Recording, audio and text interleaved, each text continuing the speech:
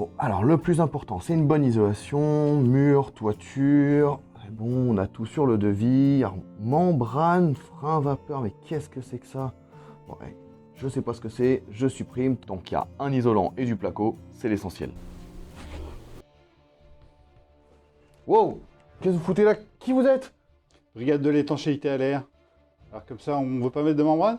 Bah, je sais même pas à quoi ça sert, moi. Alors je vous explique. L'étanchéité à l'air est essentielle pour qu'un bâtiment soit performant d'un point de vue énergie. Attendez, mais c'est pas l'isolant qui permet de garder la chaleur? Oui, l'isolant permet de bloquer le flux de chaleur, mais s'il y a des fuites d'air, ça ne sert à rien. Travailler l'étanchéité à l'air, c'est justement faire en sorte qu'il n'y ait plus de fuite d'air. Si on compare l'isolant à un pull qu'on met pour avoir plus chaud, la membrane d'étanchéité à l'air, c'est un peu le kawaii qu'on met sur le pull pour éviter que le vent ne traverse le pull. Ok, je vois le concept, mais concrètement, qu'est-ce que ça va m'apporter d'avoir une bonne étanchéité à l'air? Ça permettra d'avoir moins d'infiltration et ça change tout. D'abord le confort parce que vous aurez moins de courant d'air désagréable, donc moins de perte de chaleur, donc moins froid. Et le confort acoustique aussi, car là où l'air passe, le son passe aussi. Ensuite, les économies d'énergie. Une bonne étanchéité à l'air évite les fuites de chaleur par les fuites d'air et renforce ainsi l'efficacité de l'isolant. On peut avoir jusqu'à 20% de consommation supplémentaire pour une maison bien isolée, mais qui n'a pas une bonne étanchéité à l'air. Et enfin, il y a aussi des avantages d'un point de vue sanitaire. Sans une bonne étanchéité à l'air, la ventilation perd de son rendement car elle est perturbée. Il y a aussi plus de risques de condensation, donc d'humidité, qui peuvent générer à terme des problèmes de champignons et de dégradation du bâti. Ouais, mais du coup, comment on fait pour réaliser une bonne étanchéité à l'air? Globalement, le principe est de supprimer toutes les infiltrations d'air parasites, que ce soit au niveau du gros œuvre, les jonctions entre les parois, les menuiseries, les réseaux électriques d'eau et de chauffage, et tous les éléments qui traversent les parois. Il y a différentes techniques pour ça, il faut choisir les bons matériaux et la bonne mise en œuvre pour chaque situation. Pour la toiture et les murs, on utilise souvent une membrane d'étanchéité à l'air qu'on place entre l'isolant et le parement. On peut aussi mettre un enduit sur les murs quand la situation s'y prête mieux.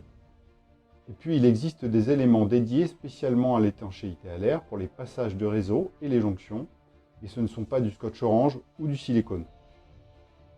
Le plus important, c'est une bonne mise en œuvre. Et pour ça, les artisans doivent changer leurs habitudes et être formés. La coordination de chantier est la clé pour atteindre l'objectif d'étanchéité à l'air. Elle concerne tous les corps de métier tout le long du chantier. Sans coordination, on peut se retrouver avec une membrane posée par le plaquiste qui sera ensuite percée par l'électricien. Ouais, ça a pas l'air simple tout ça, hein. Bah, je vais y réfléchir. Enfin, je vais faire de mon mieux. Je reviendrai plus tard faire un tour pour vérifier tout ça.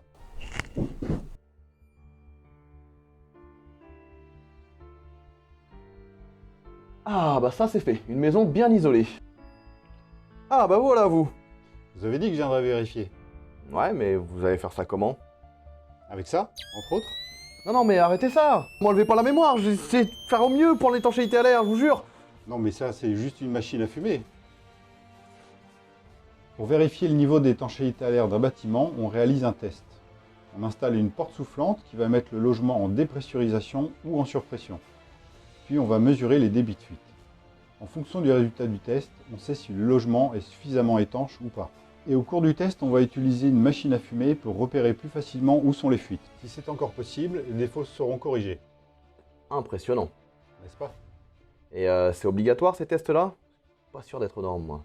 L'obligation réglementaire ne concerne que les bâtiments neufs.